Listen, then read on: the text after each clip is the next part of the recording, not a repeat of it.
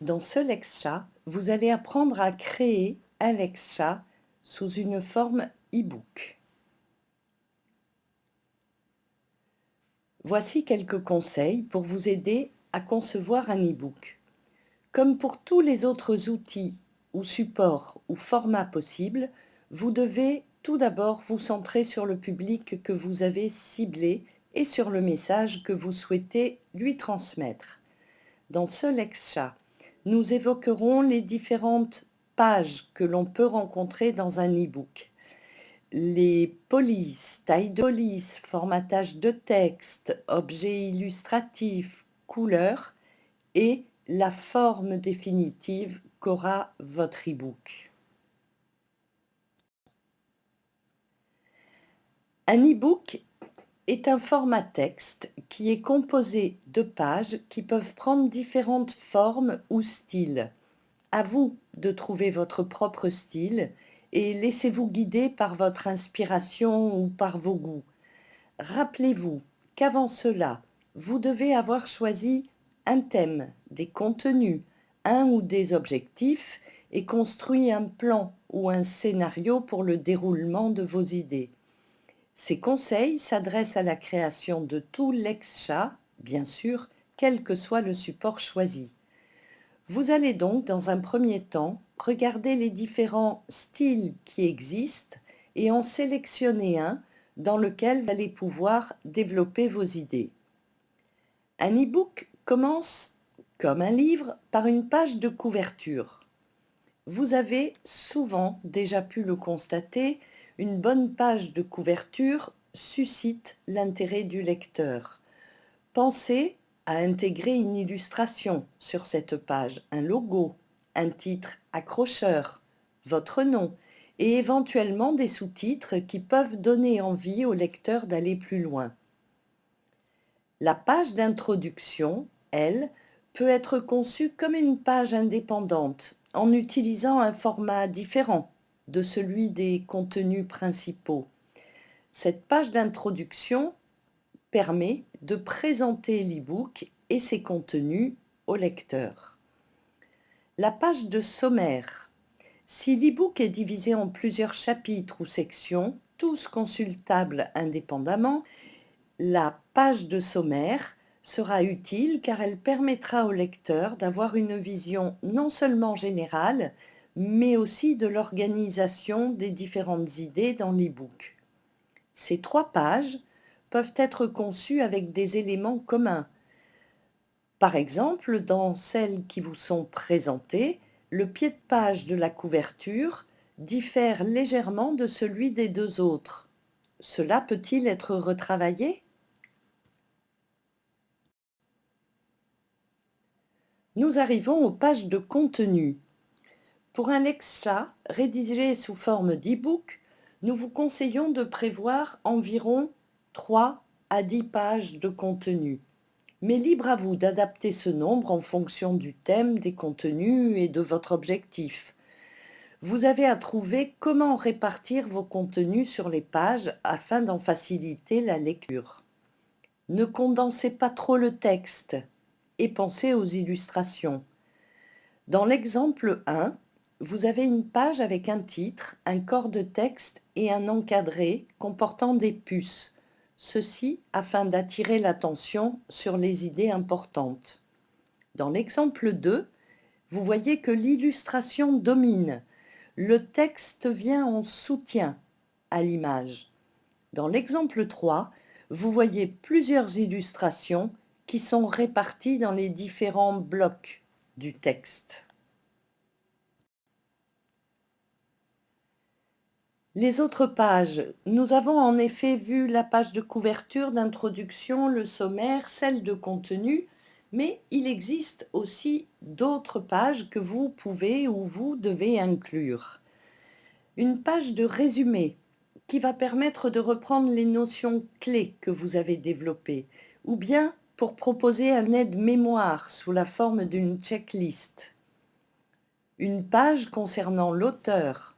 Dans notre exemple, nous avons intégré cette page à la fin de l'e-book. Parfois, elle peut être placée en introduction. Insérez aussi une présentation de l'auteur et, si possible, sa photo.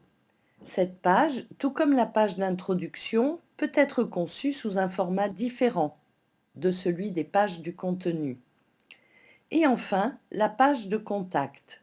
Cette page vous permet d'intégrer l'image d'un produit, par exemple le logo de votre entreprise, un lien vers plus d'informations et aussi peut-être des coordonnées de contact utiles. Concevez cette page comme s'il s'agissait de la jaquette arrière d'un livre classique. Dans certains cas, vous aurez besoin d'ajouter une autre page, peut-être pour vous situer vos sources et vos références. Vous pouvez aussi les intégrer dans des notes en bas de page.